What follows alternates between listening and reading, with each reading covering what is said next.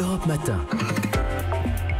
Il est 7h46, chaque matin il nous donne des clés pour nous faire une opinion. C'est le débat des éditorialistes. Bonjour Caroline Fontaine. Bonjour. Journaliste à Paris Match. Bonjour Yves Tréhard. Bonjour à vous, bonjour à tous. Directeur adjoint de la rédaction du Figaro. On ne les entend pas, ils ne donnent pas d'interview, ils ne sont pas visibles et pourtant on les accuse de faire la loi au sens propre. Les lobbies sont pointés du doigt, particulièrement depuis ce week-end et les propos de Nicolas Hulot. Les groupes de pression tiennent parfois la plume des amendements. Voilà ce que dit le ministre de la Transition énergétique et écologique et solidaire. Est-ce que c'est vrai ça, Caroline Fontaine ? Alors, je crois qu'il est bien placé pour le savoir. Déjà en septembre, il disait « Je sens le poids des lobbies sur mes épaules ». Il a plusieurs fois cédé à la pression des lobbies, et notamment sur le glyphosate. L'interdiction n'est pas passée dans la loi. Elle n'est pas inscrite dans la loi, elle aurait pu l'être. Elle l'avait été pour les collectivités et les particuliers lors du précédent gouvernement. Donc, Nicolas Hulot est un spécialiste des lobbies. Et ça, c'est le fait des lobbies ? C'est le fait des lobbies, ouais, exactement. Ils ont fait un. D'ailleurs, Delphine Batho s'était plainte que son amendement pour interdire le glyphosate avait été dans les mains d'un gros lobby agrochimique 90 heures avant les députés. Donc, il y a un poids énorme de l'agrochimie, évidemment, pour ne pas interdire le glyphosate et aussi pour les agriculteurs qui s'en servent beaucoup, qui est quelque chose qui coûte très peu cher et qui est très efficace. Yves Tréhard. Oui, moi je pense que j'ai l'impression que Nicolas Hulot, il découvre un peu la Lune là quand même. Alors il s'en était plein il y a un an déjà. Oui, il s'en était plein il y a un an et quand on dit lobby, il y a toujours un caractère mystérieux. On se dit il y a de l'argent sous-main, il y a des pressions. Attendez, regardons la réalité en face. Tout est sujet à lobbying, à pression, quel que soit le sujet. C'est pas uniquement l'agriculture, d'une certaine façon l'écologie aussi, et les écologistes exercent des pressions. Vous allez dans d'autres domaines, l'histoire du 80 km/h sur les routes. Vous croyez pas que là aussi il y a des lobbies qui s'exercent dans tous les domaines et dans tous les secteurs d'activité? Vous avez des groupes de pression qui font pression sur les parlementaires. Pas uniquement à Paris d'ailleurs, aussi à Bruxelles, où là, au Parlement européen et à Bruxelles et à Strasbourg, il y a énormément d'agences spécialisées dans tel ou tel domaine, qui s'emploient, je dirais, à essayer de faire changer le cours des choses.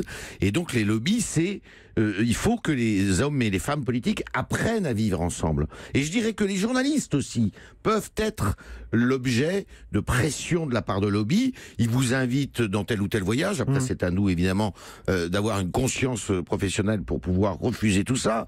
Ils vous invitent à déjeuner. Ils essayent de vous faire lire une littérature qui vous fasse changer d'avis. Quand vous dites « ils vous invitent », c'est vous parlez des journalistes ou des politiques là ? Les journalistes et les politiques, bien sûr. Donc c'est ça leur méthode, Caroline Fontaine ? Alors oui, c'est ça, inviter dans les loges à Roland-Garros, à des déjeuners, organiser des colloques dans des endroits sympathiques, et puis aussi pour les députés, rédiger des amendements. Mais juste les invitations, les cadeaux, tout ça, c'est pas limité, réglementé, encadré ? Alors pour les députés, je crois que c'est limité à 150 €. Pour notre profession, enfin moi dans mon journal, c'est 70 €. Et enfin oui, on est. C'est déjà pas mal 150 € un cadeau. C'est énorme, 150 €, c'est énorme. Et ils reçoivent. C'est pas la petite boîte de chocolat là. Non, c'est. Non, on a changé. Non mais c'est vrai qu'il y a quand même de plus en plus de règles. Alors après, elles sont pour certaines d'entre elles complètement, je dirais, violées, dépassées. Mais il y a quand même davantage de règles. Dans le monde politique, par exemple, vous avez la loi sur la moralisation de la vie publique qui a été votée il y a un an, un petit peu changé les choses quand même. Mais sur le lobbying, elle n'a pas changé grand-chose. Non, c'est vrai que ça n'a pas changé grand-chose. Simplement, l'accès de l'Assemblée nationale au lobby aujourd'hui est plus difficile qu'il ne l'était par le passé. L'accès physique, c'est-à-dire les gens qui rentrent à l'Assemblée ? Bien sûr, mais bien sûr que ça n'a pas tellement d'influence parce que de toute manière le lobby il s'exerce en dehors. Ils peuvent vous inviter à tel ou tel endroit, comme le dit Caroline. Roland Garros d'ailleurs est une des, je dirais, chapelles de tous les grands lobbyistes pour essayer de draguer, de séduire les gens. Mais il y a quand même aujourd'hui, je dirais, et quand vous êtes pris la main dans le pot de confiture, ça me paraît beaucoup plus difficile de s'en tirer. C'est qui les lobbyistes connus, les grands lobbyistes dont parlait Yves Tréhard, Caroline Fontaine? Je pense même à un Édouard Philippe qui a été un peu lobbyiste d'Areva entre 2007 et 2010.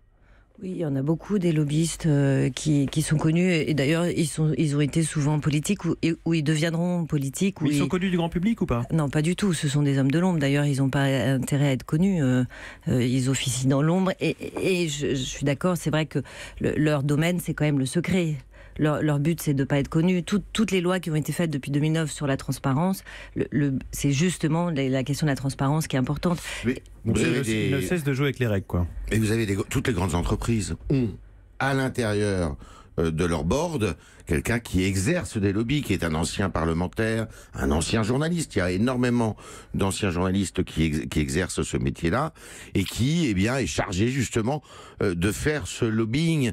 Et puis vous avez des cabinets. On va pas citer de nom parce que les grandes agences de communication, grandes agences de communication qui sont très connues sur la place de Paris, qui exercent, eh bien évidemment, ces métiers-là. Est-ce que, Caroline Fontaine, ce gouvernement est plus sensible au lobby? Alors c'est ce que dit l'opposition, notamment les écologistes, parce que c'est un gouvernement plutôt les parlementaires sont pour beaucoup plus que d'habitude issus du privé, de la sphère privée, et puis Emmanuel Macron lui-même vient de l'entreprise. Donc les écolos disent tout le temps c'est pas la République des marcheurs mais des marchands, et c'est vrai ils sont très sensibles aux intérêts privés, mais c'est aussi partie de, c'est leur idéologie, c'est l'idée que plus on aide l'entreprise et plus on sera heureux. Donc ils y sont sensibles, mais par ailleurs, certains d'entre eux, je pense à Mathieu Orphelin, mais d'autres, ont décidé de publier la liste de leurs rencontres, qui est un député de la République En Marche, qui est un ancien lobbyiste, puisqu'il était lui-même porte-parole de la Fondation Hulot, donc il était le lobbyiste de la Fondation Hulot, un lobbyiste pour la planète, mais et donc lui, maintenant il donne son agenda, tous ses rendez-vous, etc., etc. C'est vraiment un très mauvais procès qui est fait là. Il nous reste 30 secondes. Ouais. Comment est-ce qu'on peut limiter ou plutôt encadrer ce pouvoir des lobbies et faire plus de transparence? Vous pourrez encadrer tout ce que vous voulez, vous n'y arriverez jamais. Parce que de toute manière, il faut qu'il y ait plus de transparence. On ne peut pas les réduire à néant, mais comment faire plus de transparence? Je pense qu'il faut qu'il y ait une conscience politique qui soit plus importante. Et puis aussi, il faut arrêter la boîte à fantasmes. Plus de lobbying aujourd'hui vis-à-vis de ce gouvernement que par le passé. Écoutez, c'est complètement faux. C'est pas parce que vous avez plus de personnes qui viennent de la société civile, plus de députés qui viennent du privé, qu'il faut tout de suite se dire, ça y est, c'est un monde qui est acheté par l'argent et qui est peu fréquentable. Arrêtons ces fantasmes-là et essayons surtout de faire en sorte bien que notre législation soit à la fois écologique et compatible avec le développement économique. On arrête les fantasmes, on se revoit demain sur un autre sujet. Merci beaucoup Caroline Fontaine, merci à vous Yves Tréhard, journaliste respectivement à Paris Match et au Figaro, et à demain. Europe 1.